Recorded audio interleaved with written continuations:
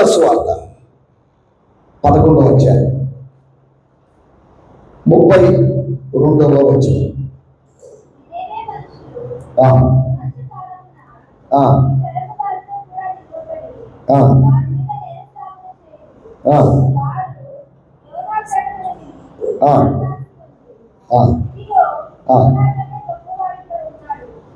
స్తోత్రం. లూకా సువార్త 11వ అధ్యాయము 32వ వచనం చదువుకున్నాం. అదే సమయంలో మరొక మాట మత్తయి సువార్త 12వ అధ్యాయము 41వ వచనం.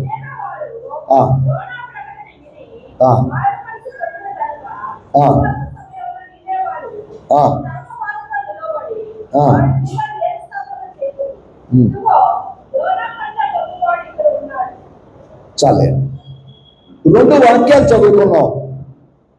లూకా సువార్త 11వ అధ్యాయం 32వ వచనం మరియు మత్తయి సువార్త 12వ అధ్యాయము 41వ వచనం.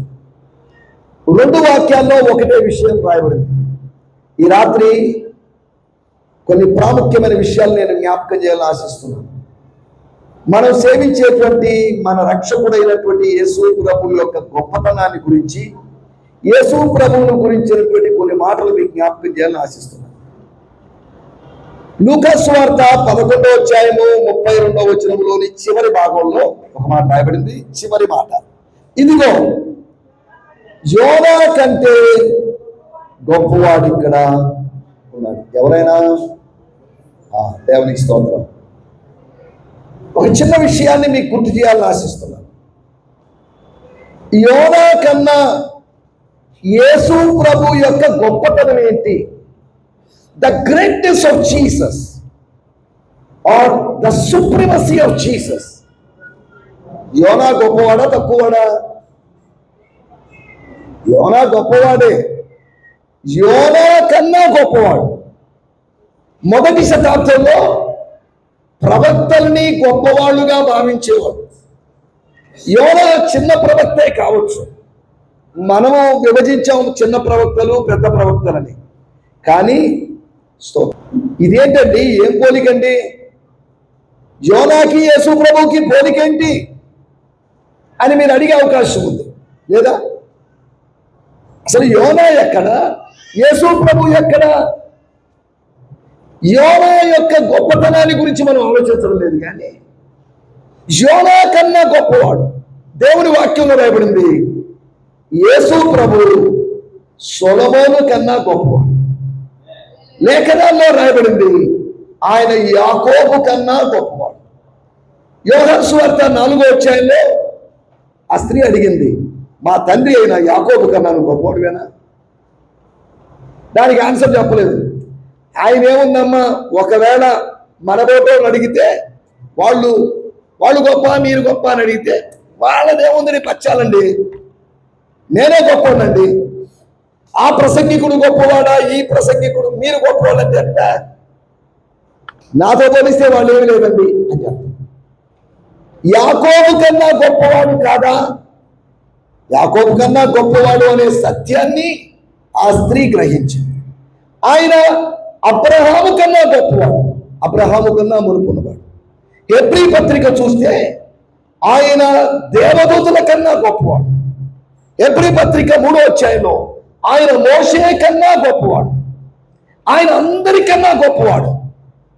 అందరి లాంటి వాడిగా ఉన్నాడు, కానీ అందరికన్నా గొప్పవాడు. దేవుని స్తోత్రం. హల్లెలూయా, హల్లెలూయా.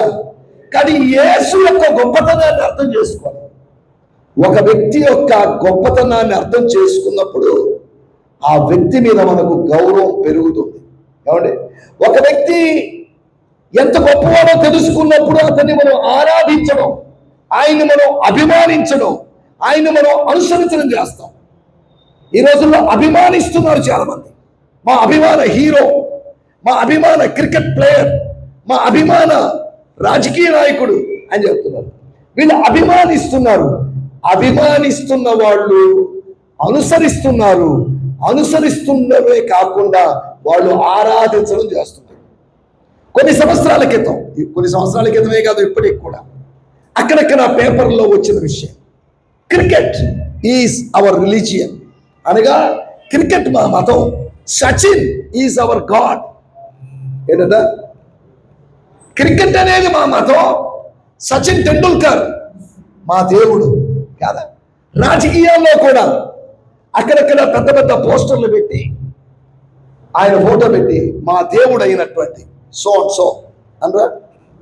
వాళ్ళు అంటున్నారా లేదా? నేను ఎందుకు చెప్తున్నానంటే, మనిషిని ఏకంగా దేవుని స్థాయిలోకి తీసుకొని వెళ్ళి మానవుడు పాపం చేస్తున్నాడు. మనిషికి ఉన్నటువంటి స్థాయిని మించి చూసి మనిషే దేవుడే. మనిషి ఎప్పుడు దేవుడు కాలేడు, మనిషి ఎప్పుడు దేవుడు కాలేడు అనేటువంటి ఉద్దేశంతోనే దేవుడే ఒకరోజు మనిషి అయ్యాడు అని వాక్యం చెప్తుంది. మరలా చెప్తున్నాను, గుర్తుపెట్టుకోండి, మనిషి ఎప్పటికీ మనిషే. ఏ మనిషి అయినా కానీ ఆ మనిషి ఎప్పుడు దేవుడు కాలేడు. కానీ దేవుడు మనిషి అయ్యాడు అనేటువంటి విషయాన్ని మనం జ్ఞాపకం చేసుకోవాలి. చంద్రమండలానికి వెళ్ళినటువంటి శాస్త్రవేత్త అయినటువంటి యూరీ గగారిన్ అనేటువంటి ఒక వ్యక్తి చెప్పిన విషయం, ఆయన చెప్పిన విషయం ఏంటంటే, నేను చంద్రుని మీద అడుగులు వేయడం గొప్ప సంగతి అని నేను అనుకోవడం లేదు. నేను గొప్ప సంగతి అనుకుంటుంది ఏంటో తెలుసా? యేసు ప్రభు ఈ భూమి మీద నడవడమే గొప్ప సంగతి అని నేను అనుకుంటున్నానని చెప్పాడు. స్తోత్రం, హల్లెలూయా.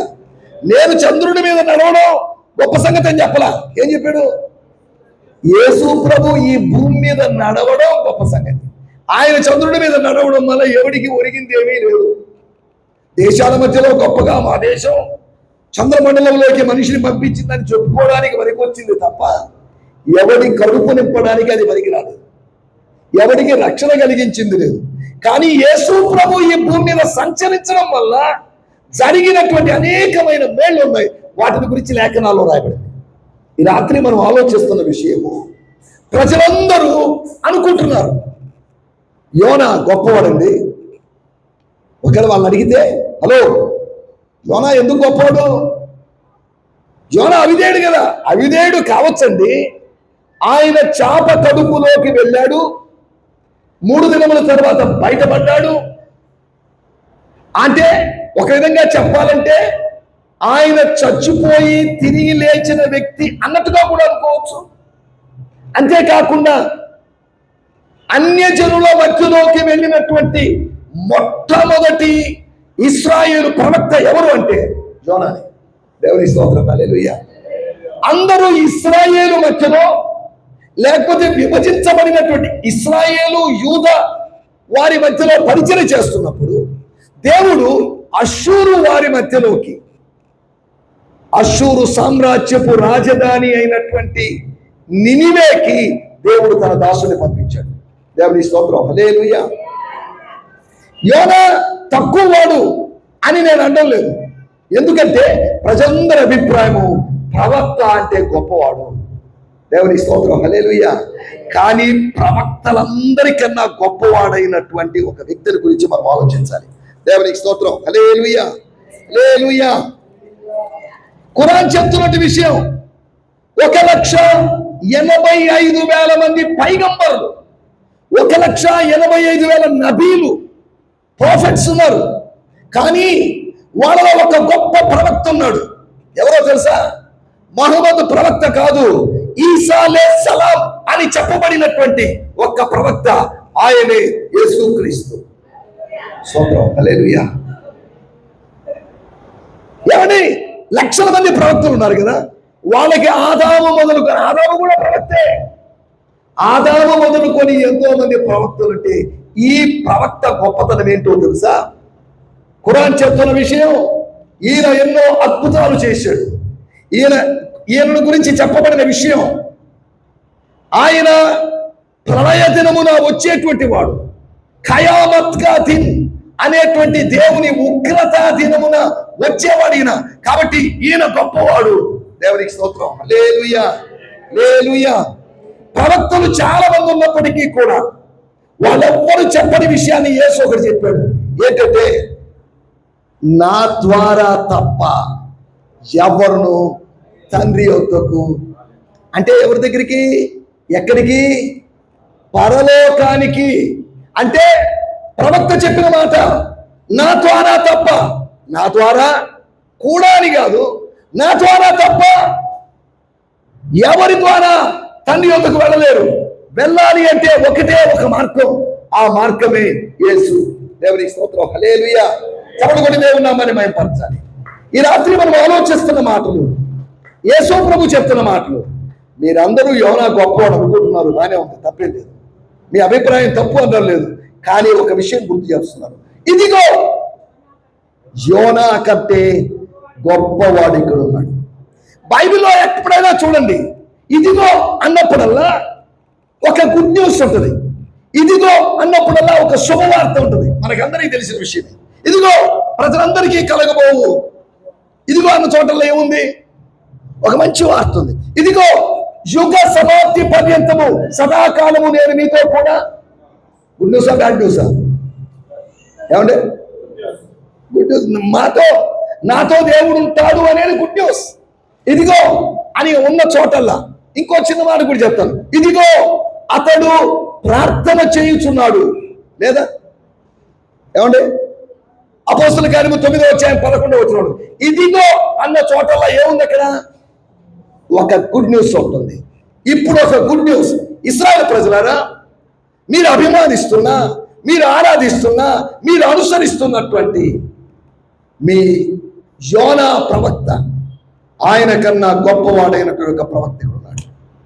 దేవుని స్తోత్రం, హల్లెలూయా.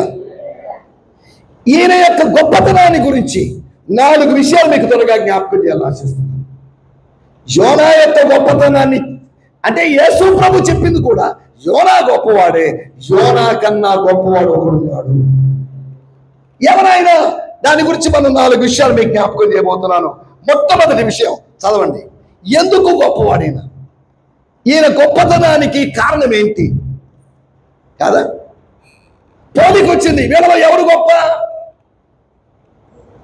2 క్రికెట్ ప్లేయర్లు పెట్టి చెప్తారు, వీళ్ళు ఇన్ని మ్యాచ్లు ఆడారు, ఇన్ని రన్స్ కొట్టారు, ఇన్ని వికెట్లు తీశారు, వాళ్ళని వదిలేస్తారు. వాళ్ళకి వీళ్ళకి పోలికలు చెప్తారు. ఇప్పుడు మనం 4 విషయాలు నేను మీకు జ్ఞాపకం చేస్తున్నాను. యోనా యొక్క గొప్పతనము కన్నా యేసు క్రీస్తు యొక్క గొప్పతనాన్ని గురించి. లూకా సువార్త 11వ అధ్యాయంలో 30వ వచనంలో మనం గమనిస్తే అక్కడ రాయబడిన మాట, యోనా నినివే పట్టణస్థులకు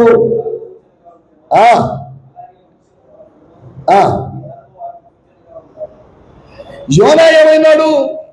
సూచక్రియ అన్నాడు యేసు ప్రభు. యోనా ఆ తరము వారికి సూచక్రియ అన్నాడు. అనగా క్రీస్తు పూర్వం 8వ శతాబ్దములోని ప్రజలకి ఆయన సూచక్రియ అన్నాడు. క్రీస్తు శకం 1వ శతాబ్దంలో ప్రజలకి, క్రీస్తు శకం 1వ శతాబ్దము నుంచి ఇప్పటి వరకు 21వ శతాబ్దములోని ప్రజలందరికీ ఆయన సూచనగా ఉన్నాడు. దేవుని స్తోత్రం, హల్లెలూయా. మనం ఆలోచిస్తున్న విషయాల్లోకి వచ్చేద్దాం. ఇప్పుడు 2 మినిస్ట్రీలు చూద్దాం. ఎవరి పరిచర్య గొప్పది? యోనా పరిచర్య గొప్పదంటారా? లేదు అంటే యేసు ప్రభు పరిచర్య గొప్పదంటారా? యోనా గ్రంథము 3వ అధ్యాయము 2వ వచనం. యోనా గ్రంథము 3వ అధ్యాయం 2వ వచనం. స్తోత్రం, స్తోత్రం, స్తోత్రం. నీవు లేచి చాలండి. ఎక్కడికి వెళ్ళమన్నాడు? ఒక పట్టణానికి మాత్రమే వెళ్ళమన్నాడు. కానీ యేసు ప్రభు స్తోత్రం, మత్తయి సువార్త 11వ అధ్యాయం 28వ వచనం. స్తోత్రం, స్తోత్రం. మత్తయి సువార్త 11:28.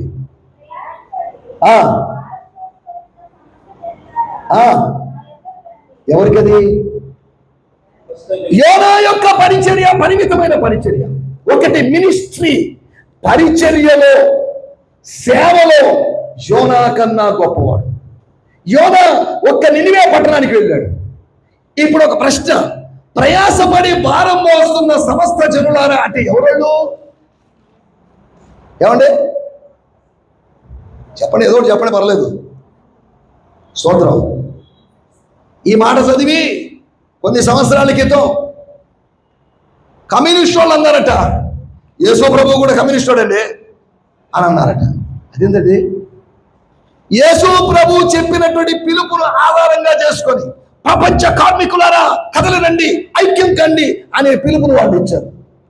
అనగా కమ్యూనిస్టుల యొక్క ఉద్యమానికి అనేక సంవత్సరాల క్రితమే ఒక ఆత్మ సంబంధమైన ఉద్యమానికి పిలుపిచ్చిన వాడు మన ప్రభు అయిన యేసు. స్తోత్రం చెప్పాలి. హల్లెలూయా, హల్లెలూయా. మొట్టమొదటి విషయం, ఒకటి సేవా విషయములో ప్రయాసపడి భారం మోస్తున్న సమస్త జనులారంటే ఎవరండి? స్తోత్రం. జాగ్రత్తగా చదవాలి. బైబిల్ మనం ఎలాగంటే అలా చదువుతాం, అది మన సమస్య. అందుకని బైబిల్ మనకు అర్థం కాదు. ప్రయాసపడి భారం మోస్తున్న సమస్త జనులారా అన్నప్పుడు మీరు ఇంటి దగ్గరికి చదవండి. 3 పట్టణాల ప్రజలకు ఇచ్చిన పిలుపు అది. 3 పట్టణాలు.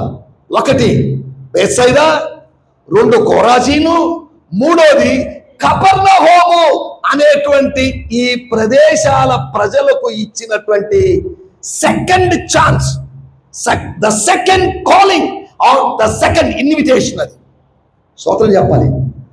ప్రయాసపడి భారం మోస్తున్న సమస్త జనులారా అంటే ఎవరికది? అక్షరార్థంగా చెప్పాలంటే భవిష్యత్తులోని ప్రజలకు కాదు, అక్కడున్న ప్రజలకి. అదే సమయంలో భవిష్యత్తులో ఉన్న ప్రజలకు కూడా ఈ సందేశం వర్తిస్తుంది, ఈ పిలుపు వర్తిస్తుంది. 3 పట్టణాల ప్రజలు, బేత్సైదా, కోరాజీను, కపెర్నహూము అనేటువంటి 3 పట్టణాల ప్రజలకి. అంటే నా మాటల యొక్క ఉద్దేశం ఏంటంటే, యోనా గారికి యేసు ప్రభువుకు ఒక పోలికలు చెప్పుకుంటున్నాం, తేడాలు చెప్పుకుంటున్నాం. ఏమంటే అంతేగా, తేడాలు చెప్పుకుంటూ ఇద్దరు సమానం అని నేను అనలేదు. యేసు ప్రభు కాస్త తక్కువ అని అనలేదు. యేసు ప్రభు యోనా కన్నా అనేక రెట్లు గొప్పవాడు. స్తోత్రం, హల్లెలూయా. యోనా ఆరాధన చేసిన వాడు, కానీ యేసుక్రీస్తు ఆరాధనకు యోగ్యుడు. ప్రవక్తల్ని అభిమానిస్తారు, గౌరవిస్తారు.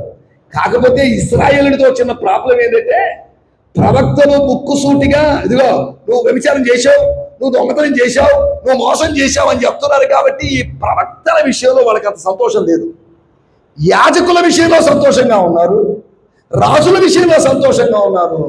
అంతా చెప్పి ఇదిగో ఆ మనుషుడు నీవే అని చెప్పేటువంటి ప్రవక్తలు ఎవరు ఇష్టపడతారు?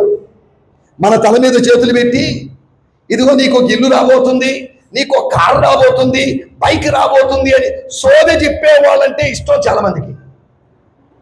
అయ్యా నువ్వు ఇలా పోతే దేవుడు ఏ రోజు నిన్ను తొక్కేస్తాడు, మొత్తేస్తాడు అని చెప్పేవాడిని ఎవరు ఇష్టపడతారు?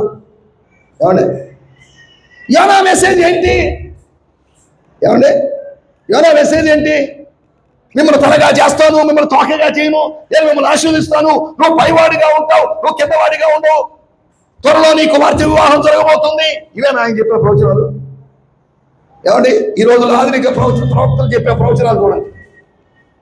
ఒక పట్టణానికి సంబంధించిన మెసేజ్ అది, ఒక వ్యక్తిగతమైన మెసేజ్ కాదు అది. It's a common message. It's a message to a great city. Nineveh అనేటువంటి మహాపురము, ఇట్స్ ఎ మెగా సిటీ. 1,20,000 మంది కాదు దాని పాపులేషన్, 1,20,000 మందికి పైగా. ఒకవేళ ప్రస్తుతం అంటే ఇది ఇంచుమించు 2,800 సంవత్సరాల క్రితం జరిగిన స్టోరీ, యోనా స్టోరీ. ఒకవేళ ఇప్పుడే కానీ అయితే ఆ పాపులేషన్ కనీసం ఒక 2-3 కోట్ల వరకు ఉండాల్సిన పాపులేషన్. అంటే సిటీ ఎంత పెద్దదో మీరు ఆలోచించి చూడండి. పాపులేషన్ ఏమైంది? క్రమంగా పెరగడం లేదా? ఒకప్పుడు తక్కువ ఉన్న జనాభా, ఒకప్పుడు నినివే లేకపోతే జలప్రళయ కాలంలో ఇంచుమించు ఒక 25-30 లక్షల్లో ఉన్నటువంటి జనాభా ఇప్పుడు ఎంత అయింది? ఈ భూమి మీద సుమారు 750 కోట్ల మంది జీవిస్తున్నారు. లేదా మన భారతదేశంలో 150 కోట్ల మంది జీవించడం లేదా? ఎందుకు చెప్తున్నా అంటే పాయింట్ అర్థం చేసుకోవాలి. ఒకటి, సేవా దృష్ట్యా ఆయన ఒక్క పట్టణానికి పరిమితమయ్యాడు. యేసు ప్రభు 3 పట్టణాల్లో సేవ చేశాడు. 3 పట్టణాలేనా? కాదు. యెరూషలేముకి రాలేదా? ఇంకా వేరు పట్టణాలకి రాలేదా? ఇజ్రాయేలు దేశములో పట్టణాలు గ్రామాలు తిరగలేదా? మనోళ్ళు ఏం చేస్తారంటే పాస్టర్లు చాలా మంది టౌన్లో మినిస్ట్రీ చేయరు, టౌన్లో ఉంటారు, విలేజ్లో మినిస్ట్రీ చేస్తారు. కానీ యేసు ప్రభు టౌన్ మినిస్ట్రీ, విలేజ్ మినిస్ట్రీ, రెండు మినిస్ట్రీలు చేశారు. ఉదయం కూడా నేను ఒక మాట చెప్పాను, మనకు ప్రస్తుతం ఈ దినాల్లో కావాల్సింది విలేజ్ మినిస్ట్రీ కాదు, మనకు కావాల్సింది సిటీ మినిస్ట్రీ కావాలి. ప్రపంచ సువార్థీకరణకు కావాల్సింది రూరల్ ఎవాంజలిజం కాదు, అర్బన్ ఎవాంజలిజం కావాలి.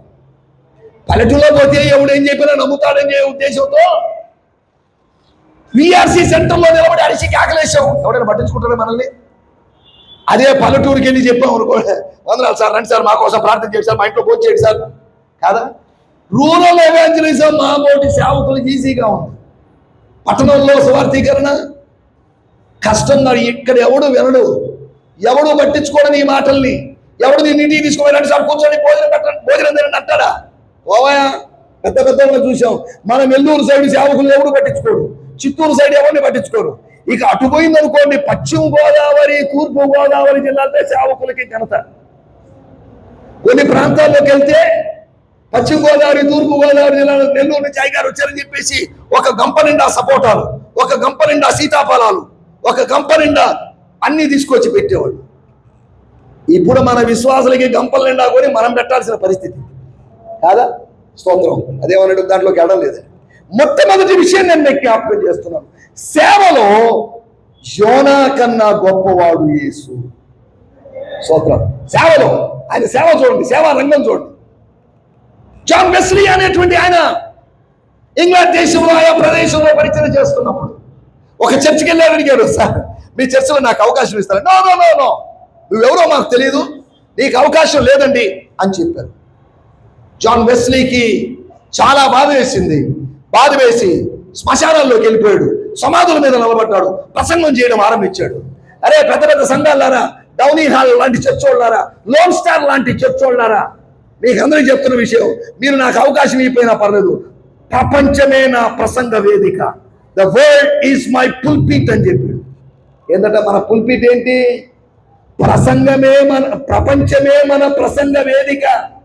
పెద్ద చర్చిల్లో, బ్యాప్టిస్ట్ చర్చిలోనూ, లూథరన్ చర్చిలోనూ, క్యాథలిక్ చర్చిలోనూ, సిఎస్ఐ చర్చిలోనూ సామాన్యునికి అవకాశం లేకపోవచ్చు. స్తోత్రం. హల్లెలూయా. ఎందుకు చెప్తున్నా అంటే ఆలోచించాల్సిన విషయం. ఒకటి, సేవా రంగములో, సేవలో యోనాలాగా పరిమితమైన సేవ చేసిన వాడు కాదు మన ప్రభు, అపరిమితమైన పరిచయం చేసిన వాడు. దేవుని స్తోత్రం. హల్లెలూయా, హల్లెలూయా. రెండో విషయాన్ని నేను మీకు జ్ఞాపకం చేస్తాను. చదువుదాము యోనా గ్రంథంలో 3వ అధ్యాయము 4వ వచనం.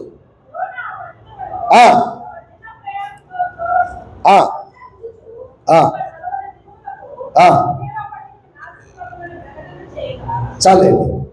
రెండవది సందేశ విషయములో. యోనా సందేశం ఏంటి? ఒకటే, పెద్ద మెసేజ్ ఏం కాదు అది, కానీ యేసు ప్రభు మెసేజ్. కొండ మీద ప్రసంగం, మత్తయి సువార్త 5వ అధ్యాయం, 6వ అధ్యాయం, 7వ అధ్యాయం.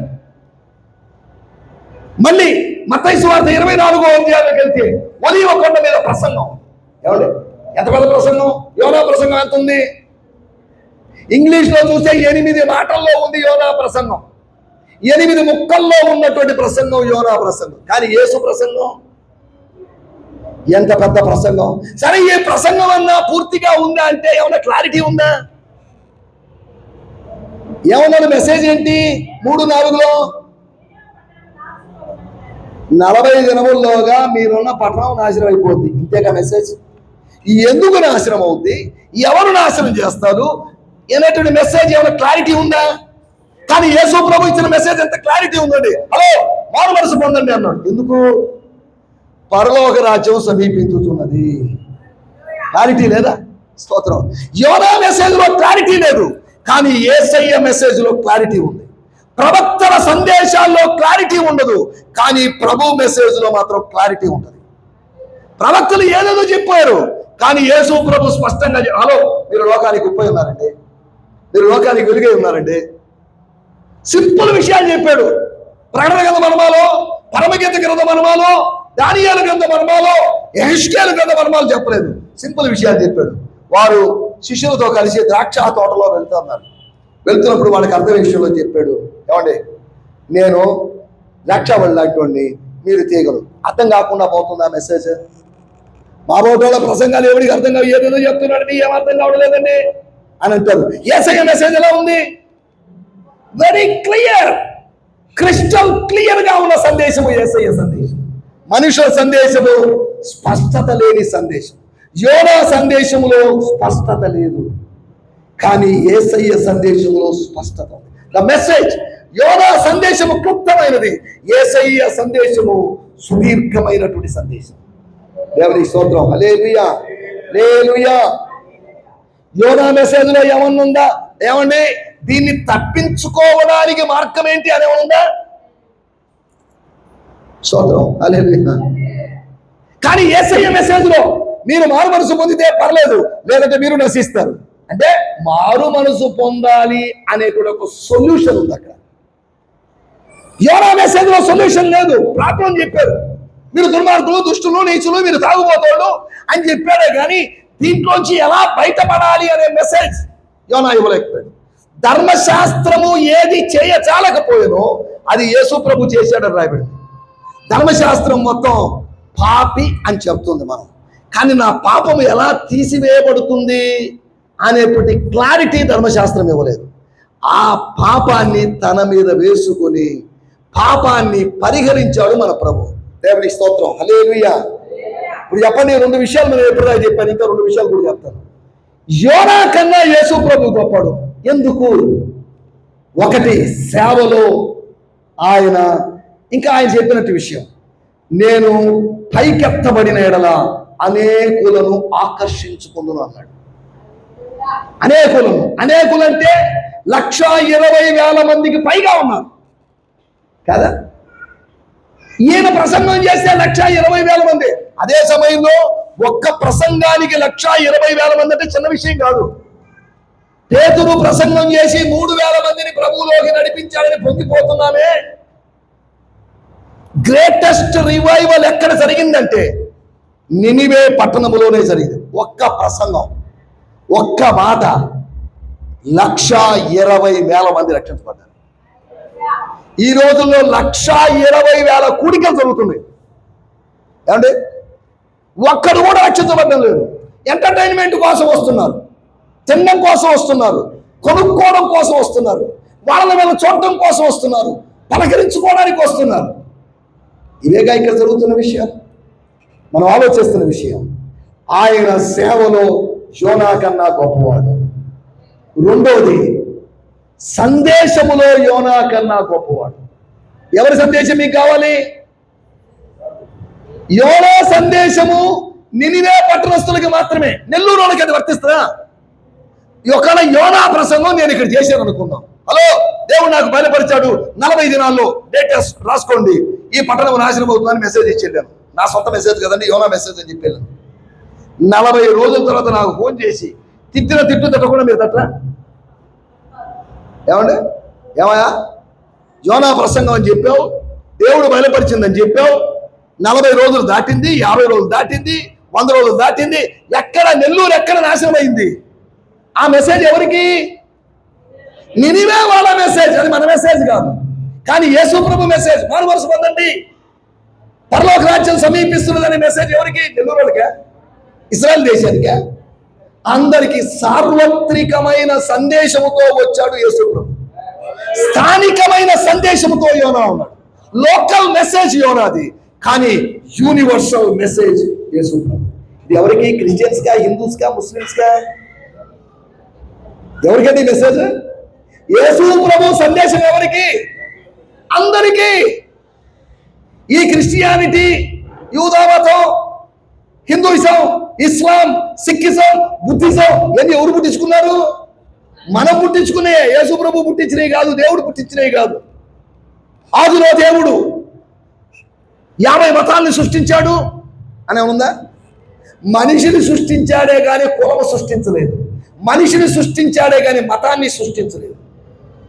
మనిషిని సృష్టించిన తర్వాత మనిషి ఒకటొకటి సృష్టించుకుంటున్నాడు.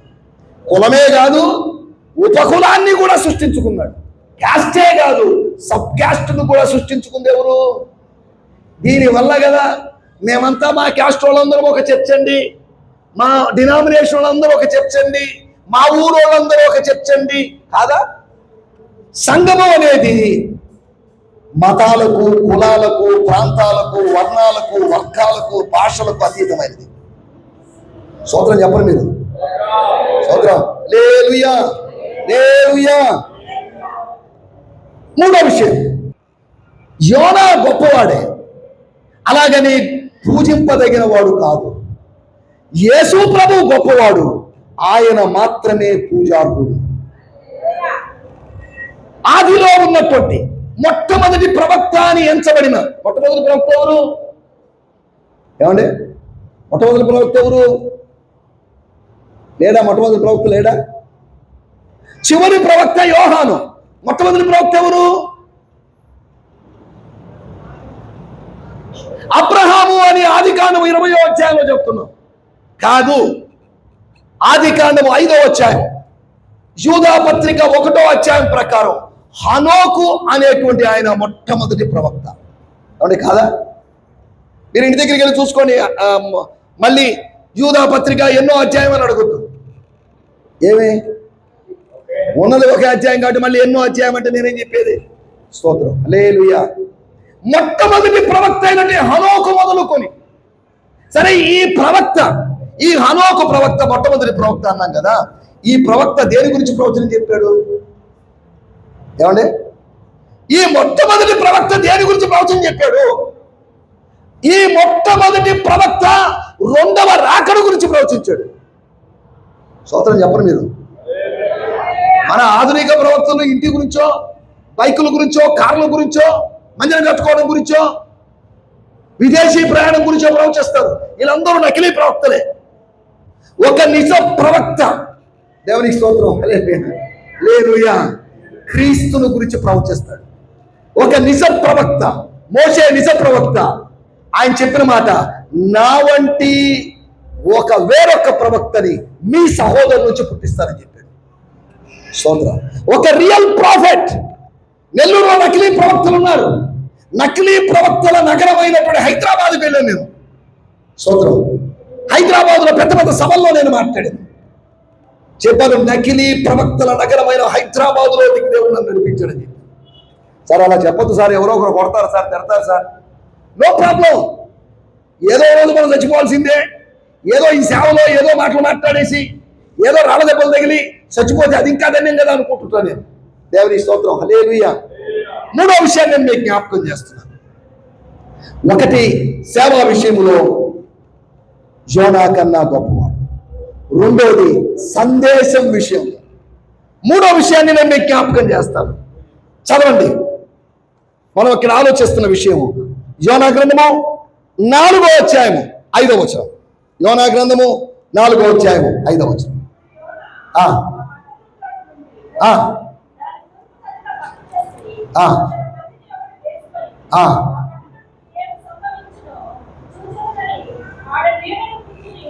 చాలండి. ఏంటట? ఏం సంభవిస్తుందో చెప్పండి. ఏమైనా సంభవిస్తుందా? నిజం చెప్పండి. సంభవిస్తుందా? సంభవించదా? చెప్పండి ఏదో ఒకటి. ఎందుకు సంభవిస్తుంది? వాళ్ళు మారు మనసు పొందినప్పుడు ఎందుకు సంభవిస్తుంది? ఏమండి, ఆ పట్టణానికి సంభవిస్తుందో అని దేవుడు చెప్పాడు, కానీ సంభవించలేదు. ఎందుకు సంభవించలేదంటే ప్రజలు పశ్చాత్తాప్తులై తమ చెడు నడతలు మానివేసి యెహోవాను వేడుకున్నారు. వాళ్ళు దేవుని యందు విశ్వాసం ఉంచారు. వారు గోనె పట్ట కట్టుకున్నారు. వారు ఉపవాసం ఉన్నారు. వారు బూడిదలో కూర్చున్నారు. ఇన్ని పనులు జరిగాయి. తిండిపోతులైనటువంటి యోనా వాళ్ళు, నినివే పట్టణస్తులు, వాళ్ళ గురించి నహూము అనే ప్రవక్త కూడా ప్రవచనం చెప్పాడు. ఈ నినివే పట్టణస్తులు ఎవరంటే తిండిపోతులు, తాగుబోతులు. ఒక తాగుబోతు అనుకోండి, ఇంచుమించు వాడు తిండిపోతూ ఉంటాడు, వాడు తిట్టుపోతూ ఉంటాడు. ఏమన్నా ఉండరా? ఒక తాగుబోతుకి ఏం కావాలి? ఒట్టి తాగుబోతు కాదు, వాడు తాగుబోతు ప్లస్ తిండిపోతు ప్లస్ తిట్టుపోతు. తాగినోడు ఊరుకుంటాడా? మూడో విషయం, పట్టణానికి ఏదో జరుగుతుందా జరగదా? ఏమంటే పట్టణములో ప్రజలు పశ్చాత్తాపులైతే ఏలియాతో దేవుడు చెప్పిన మాట, ఇదిగో ఏలియా, నా సేవకుడైనటువంటి ఆహాబు తనను తాను తగ్గించుకొని ఎంత వినయంగా ప్రవర్తిస్తున్నాడో చూసావా అని చెప్పాడు. 612వ సంవత్సరం బీసీ, క్రీస్తు పూర్వం 612వ సంవత్సరంలో 50 అడుగుల ఎత్తు ఉన్నటువంటి నినివే యొక్క గోడలు గొప్ప కూలిపోయినాయి.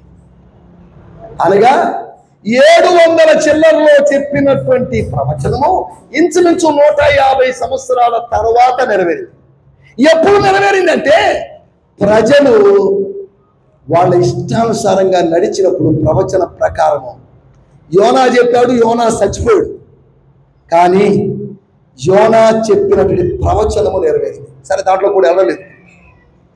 మూడో విషయం, మీ పరిచయలో ప్రజలు లక్ష్యం పడితే మీకు ఎట్లుంటుంది? ఎందుకండి ఎంతమంది వచ్చారు, ఎంతమంది వస్తే వాళ్ళకి భోజనం పెట్టాలి, ఇది ఒక రిస్క్ కదా అని అనుకుంటామా? ప్రజలు 1,20,000 మంది ప్రజలు ప్రభువు నమ్ముకుంటే యోనా హ్యాపీగా లేడు, తలకాయ కొట్టుకుంటున్నాడు, బాధపడుతున్నాడు. చెట్టు కింద పందిరేసుకొని, లేకపోతే దూరంగా పందిరేసుకొని, ఆకాశం కాస్త ఎర్రగైందే, ఓహో దేవుడు అగ్ని సిద్ధపరుచున్నట్టున్నాడు, కుమ్మరిస్తాడు కాసేపటికి అని అనుకుంటున్నాడు. మరే బుద్ధి లేనోడా, నీ సందేశం విని ప్రజలు మారు మనసు కొడితే సంతోషించాల్సింది పోయి ఈ బాధ ఏంటి? దేవుని స్తోత్రం, హల్లెలూయా. మూడవది, స్వభావం విషయంలో యోనా స్వభావం చూడండి. ఆత్మల సంపాదన జరిగినప్పుడు సంతోషించాల్సిన వాడు ఏం చేశాడు? బహు చింతాక్రాంతుడై కోపగించుకొని, స్తోత్రం, హల్లెలూయా. స్వభావంలో యేసు ప్రభు స్వభావం ఏంటి?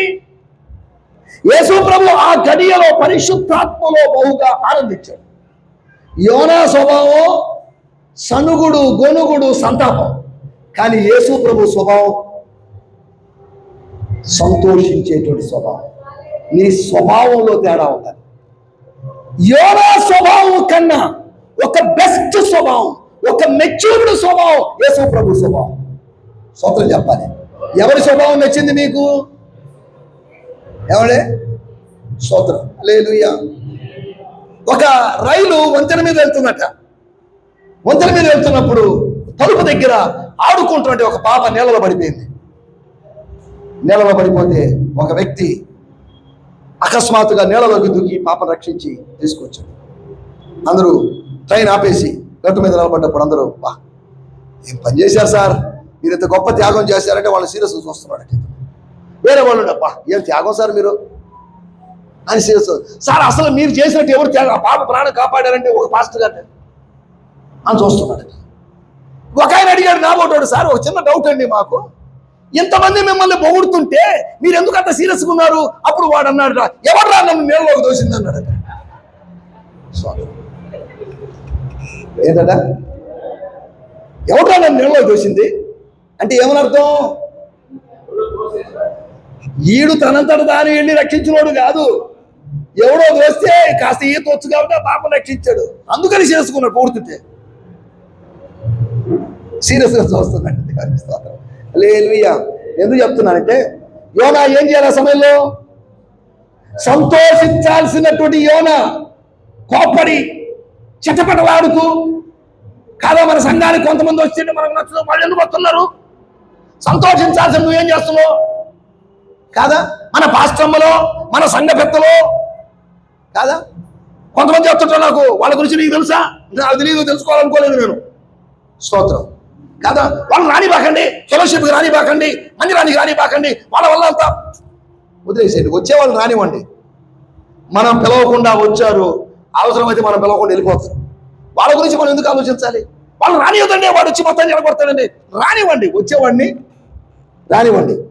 ప్రయాసపడి భారం మోస్తున్న పరిశుద్ధులారా, ప్రార్థనా పరులారా, దైవజనులారా అని పిలిచింది.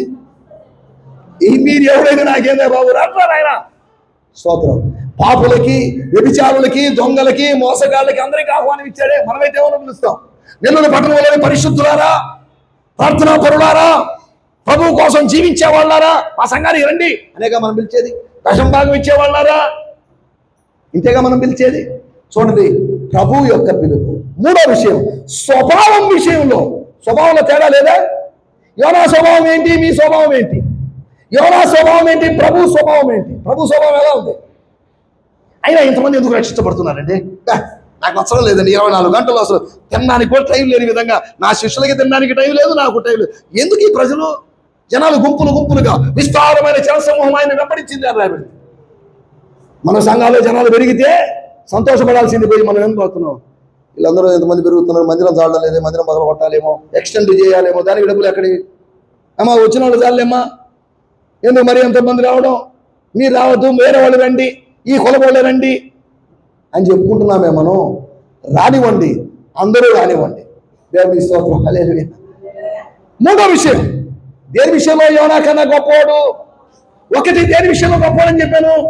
సేవా రంగము విషయంలో, సేవ చేసిన విషయంలో యోనా కన్నా గొప్పవాడు యేసు ప్రభు. రెండోది, సందేశము విషయంలో. సందేశం ఎవరికి బాగుంది? యోనా మెసేజ్ కొంతమందికి నచ్చుతుంది, యేసు ప్రభు మెసేజ్ ఎవరికి నచ్చదు.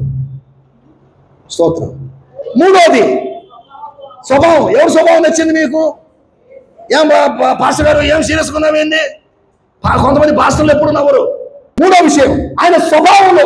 నాలుగో విషయం చెప్పి ముగిస్తా, అంటే లాస్ట్ విషయం. అంటే దాని అర్థం త్వరలో ముగించుకోబోతున్నాం, ఇంకో 2-3 విషయాలు. అయినా సంతోషమే లేదు. క్రికెట్ మ్యాచ్లో లాస్ట్ ఓవర్లో సంతోషం, హ్యాపీగా ఉంటారు వాళ్ళు, ఎవరు కూర్చోరు. బా బా కొట్రా, వాళ్ళు ఆడుతున్నంత టెన్షన్. ఎవడో పాకిస్తాన్ వాడు ఆడుతున్నాడు, ఎవడో ఇండియా వాడు ఆడుతున్నాడు. మన ఇండియా వాడంటే నెల్లూరు కాదు, ఏ హైదరాబాద్ వాడో, ఆ కేరళ వాడో, తమిళనాడు ఆడుతుంటే మనకు టెన్షన్. బాబా అనవసరంగా వీడిని తీసుకున్నారండి. రేపు గెలిచినా ఓడినా నీకు వచ్చే ప్రయోజనమే లేదు. వాళ్ళు ఇండియా వాళ్ళు గెలిచారని మీరు ఇంతసేపు మ్యాచ్ చూసిన దానికి మీకు కూడా మీ ఫోన్లో ఒక 500 రూపాయలు రీఛార్జ్ చేస్తున్నాం అని ఎవడం చేస్తాడా? నీకెందుకు ఈ టెన్షను? ఇండియా గెలిచిందంటే టపాసులు కాల్చాలి అని టపాసులు తెచ్చిపెట్టుకునే వాళ్ళు, కేకలేసేవాళ్ళు లేరా? ఎందుకు ఈ ఆనందం? ఎవడు గెలిచావు? నువ్వు గెలిచావా? గెలిచింది వాడు, కప్పు గెలిచింది వాడు, కారు గెలిచింది వాడు, నువ్వేం గెలిచావు? శత్రుత్వాన్ని సంపాదించుకున్నాం, అంతేగా? స్తోత్రం, హల్లెలూయా. నాలుగో విషయం చెప్తాను. 4వ అధ్యాయం 11వ వచనం.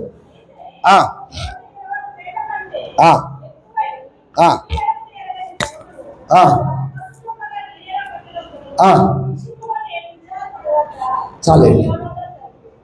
ఈ యోనా గ్రంథము 4వ అధ్యాయం మనం గమనిస్తే లూకా సువార్త 15వ అధ్యాయం గుర్తొస్తుంది నాకు. లూకా సువార్త 15వ అధ్యాయంలోని 3వ ఉపమానం ముగింపు ఎలా ఉంటుందంటే అలా ఉంది ఇది. తప్పిపోయిన కుమారుని ఉపమానం. ఒక ముగింపు లేదు సరిగా.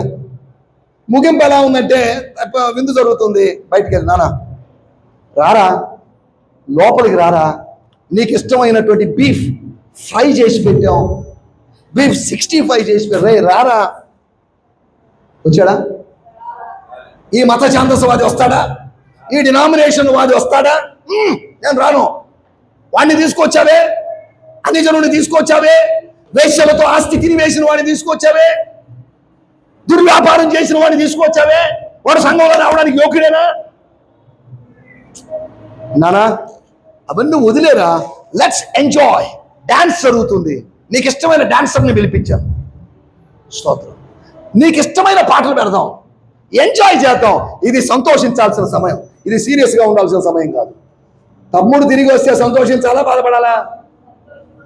కొంతమందికి ఎప్పుడు సంతోషించాలో, ఎప్పుడు బాధపడాలో ఏం అర్థం కాదు. విషయం, బైబిల్లో చాలా పుస్తకాలు ఉన్నాయి, 66 పుస్తకాలు. కానీ ప్రశ్నతో ముగిసిన ఏకైక పుస్తకం ఏదైనా ఉందంటే యోనా గ్రంథం. ప్రశ్న, ఎవరి ప్రశ్న? యెహోవా దేవుని ప్రశ్న. సమాధానం ఉందా?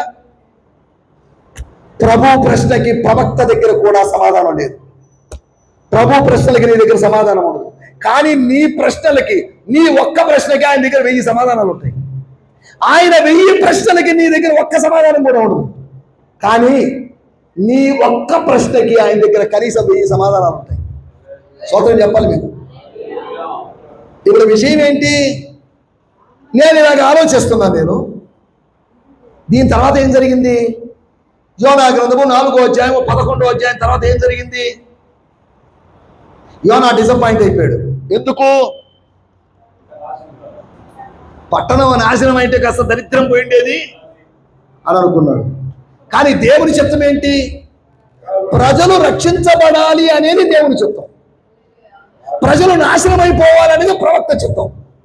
అదే వాళ్ళు మందిరాన్ని రాకపోతే మంచిదండి అని అంటాం. వాళ్ళు ఎందుకు రాకుండా ఉండాలి, వాళ్ళు రావాలి అని మనం అనుకోం. దేవుని స్తోత్రం, హల్లెలూయా హల్లెలూయా. 4వ విషయాన్ని నేను మీకు జ్ఞాపకం చేస్తున్నాను. వాళ్ళ యొక్క స్థానం చూడండి.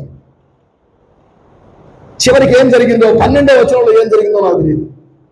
యోనా గ్రంథము 4వ అధ్యాయం 12వ వచనంలో ఏం జరిగింది? 12వ వచనం లేదు కదండి. స్తోత్రం. 12వ వచనంలో ఇంకేం జరుగుతుంది? 4వ అధ్యాయం మొత్తం వాదనలో ఉన్నాడు యోనా. స్తోత్రం, హల్లెలూయా. కానీ యోనా కన్నా గొప్పవాడైన యేసు ప్రభు ఎక్కడున్నాడు?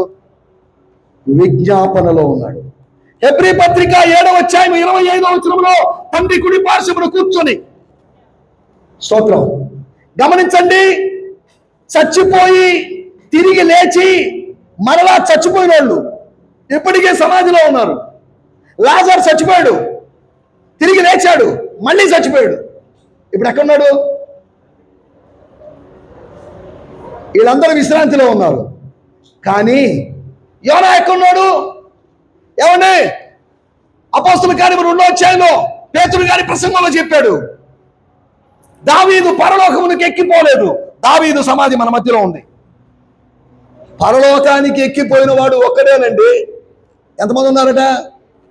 ఒకరే అని యేసు ప్రభు చెప్తుంటే మనలో ఒక కొత్త థియరీ తీసుకొచ్చి ఏలియా కూడా పరలోకం పోయాడట. ఏలియా కూడా పరలోకం పోయాడంటే యేసు ప్రభు అబద్ధి కూడా అర్థం. ఏమన్నా అంతేగా? యేసు ప్రభు ఏం చెప్పాడు? యోహాను సువార్త 3వ అధ్యాయం 13వ వచనంలో, పరలోకము నుంచి దిగి వచ్చిన వాడు అనగా పరలోకములో ఉన్నవాడు తప్ప పరలోకమునికి ఎక్కిపోయిన వాడు ఎవడును. కానీ మనోళ్ళు ఏమంటున్నారు? ఏలియా పరలోకం పోయాడు, హనోకు పరలోకం పోయాడు. ఇదేగా మనోళ్ళు చెప్పేది. అంటే దాని అర్థం ఏంటి? మనోళ్ళు యేసు ప్రభువును అబద్ధికుడిగా చేస్తున్నారని అర్థం. ఏమంటే నేను చెప్పడం మర్చిపోయాను ఒక చిన్న విషయం. నికోదేము గారితో చిన్న మిస్టేక్ జరిగిందండి. నేను తప్ప పరలోకంకి ఎక్కిపోయిన వాడు ఎవరు లేరన్నాను.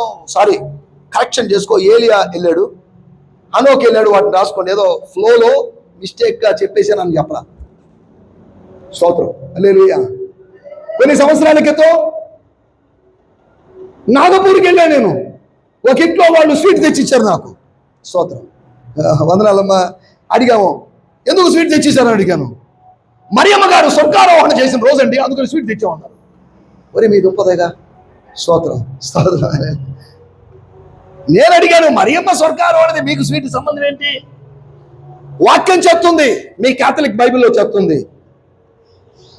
యోహాను సువార్త 3వ అధ్యాయం 13వ వచనంలో, యేసు తప్ప పరలోకానికి ఎక్కిపోయిన వాడు ఎవడు? మరియమ్మ పోయిందా? దావీదు పోయాడా? యోనా పోయాడా? ఏలియా పోయాడా? హనోకు పోయాడా? ఏమీ లేదే. ఎందుకు మనం బైబిల్ వక్రీకరించి చెప్తున్నాం?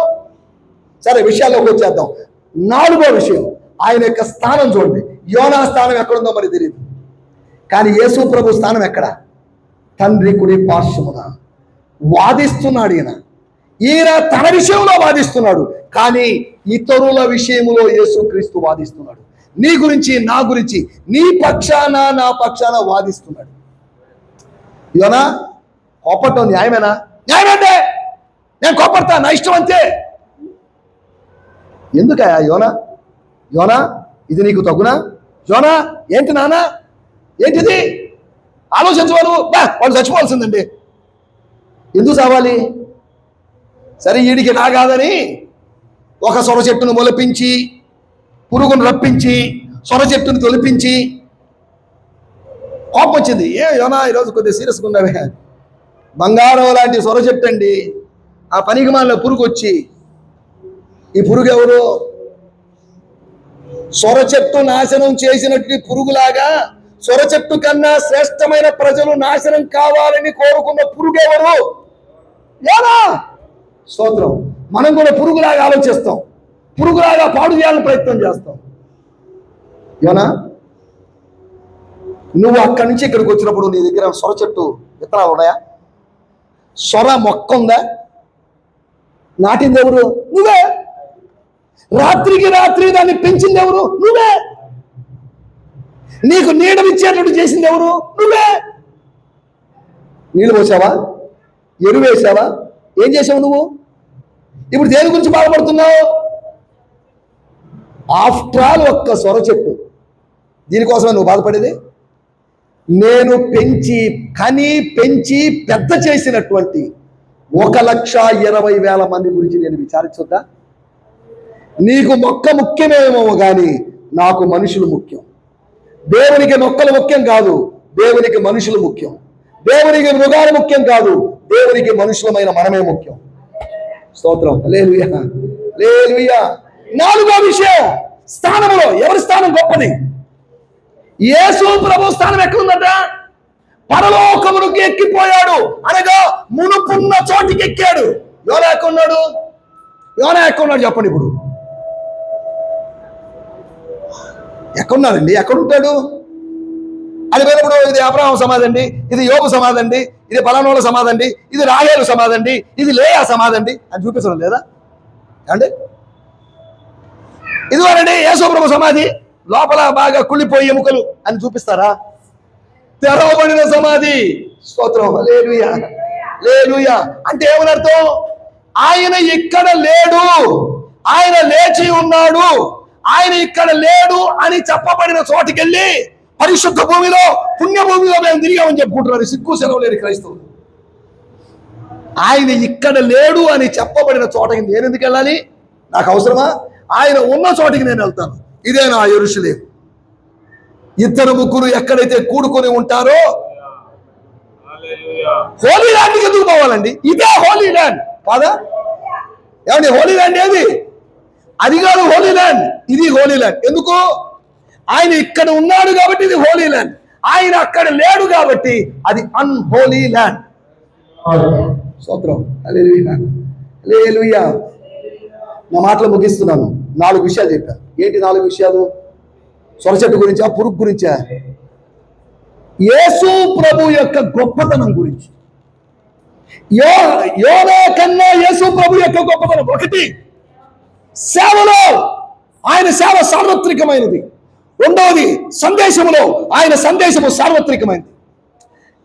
అది క్రీస్తు పూర్వం 8వ శతాబ్దంలో పనికి వస్తుందండి. ఇప్పుడు యేసు ప్రభు మెసేజ్ రెలవెంట్ కాదండి అని అనొచ్చా? యేసు ప్రభు సందేశం ఈరోజు పనికి వస్తుందా లేదా? చెప్పండి, ఏదో చెప్పండి. ఒకవేళ ఇంకొక 500 సంవత్సరాల తర్వాత యేసు ప్రభు సందేశం పనికి వస్తుందా రాదా? యోనా మెసేజ్ ఎవడు కావాలి ఇప్పుడు? మనకు కావాల్సింది యేసై. 2వది సందేశంలో. 3వది స్వభావం. ఎవరి స్వభావం నచ్చింది మీకు? అసలు దేవుడు మంచివాడు కాబట్టి సరిపోయింది. నాబోటోడు కానీ దేవుడు స్థానం ఉన్నట్టే యోనాని అక్కడికక్కడే కొట్టి చంపేసింది వాడు. స్తోత్రం. ఆ సొర చెట్టు వాడిపోయిన చోటే యోనా సమాధి కూడా కట్టేసింది వాడు. దేవుని స్తోత్రం. కానీ దేవుడు ఏం చేశాడు? దేవుడే తగ్గాడు. రే నానా యోనా, అవసరమారా ఇంత ఆవేశం? అవసరం? నేను చచ్చిపోయేంత కోపం నాకు కావాలి, నేను కోపడతానండి. నాకు తెలుసు నువ్వు ఈ పనులు చేస్తావని, ప్రేమిస్తావని నాకు తెలుసు. ఎంత తిట్టినా వాళ్ళనే ప్రేమిస్తాడండి. ఆ తాగుబోతులనే ప్రేమిస్తాడు. ప్రవక్తగా నా మాటకి ఏం విలువ ఇచ్చాడినా? వాళ్ళ మాటకు విలువ ఇచ్చి వాళ్ళు పశ్చాత్తాపడితే వాళ్ళని అంగీకరించాడే. నేను పోయి సందేశం ఇచ్చిన దానికి నాకేమాత్రం గౌరవం ఇచ్చాడా? ఎందుకని నేను సేవించడం కాదా? స్తోత్రం. యోనా మాట వింటూ కూర్చుంటే ఇప్పటికీ అది సొదొమ గొమొర్రా లాగా, హిరోషిమా నాగసాకి లాగా మారాల్సిన ప్రదేశాలు. కానీ దేవుడు ఆ ప్రజలను ఆశీర్వదించాడు. ఈ రాత్రి నా మాటలు 4వ విషయం ఏం చెప్పాను? స్థానం విషయంలో, పొజిషన్. ఎక్కడున్నాడు? యోనా పరలోకమునికి ఎక్కిపోలేదు, దావీదు పరలోకమునికి ఎక్కిపోలేదు. పరలోకమునికి ఎక్కిపోయింది ఎవరు? ఒక్క యేసు ప్రభు మాత్రమే. అదే పరలోకానికి ఎక్కిపోయి అసలు నాకెందుకు అయ్యి శ్రమలు వచ్చావు, నాకు అవసరమా, నన్ను 39 కొరడా దెబ్బలు కొడుతున్నావు, అసలు నువ్వు దేవుడివా, నువ్వు తండ్రివా అని అడిగాడా? మనం అయితే ఏమడుగుతావు? నువ్వు అసలు తండ్రివి అంటాయా? బిడ్డను కొడుతుంటే అంత గాయపరుస్తుంటే, పక్కలో పొడుస్తుంటే, ముళ్ళ కిరీటం కొడుతుంటే మాట్లాడావా? నువ్వు తండ్రివేనా? నన్ను పంపించి చేదు చిరకనిస్తుంటే ఏమి తండ్రివయ్యా నువ్వు అని అన్నాడా? మనమైతే అనమా? ఆయన నానేనండి, ఆయన అమ్మేనండి కాదా? స్తోత్రం, హల్లెలూయా, హల్లెలూయా. నా మాటలు ఇక్కడ నేను ముగించేస్తున్నాను. స్థానం, యోనా స్థానం ఎక్కడ ఉంది? యోనా స్థానం మట్టిలో ఉంది. యేసయ్య స్థానం మహిమలో ఉంది. స్తోత్రం.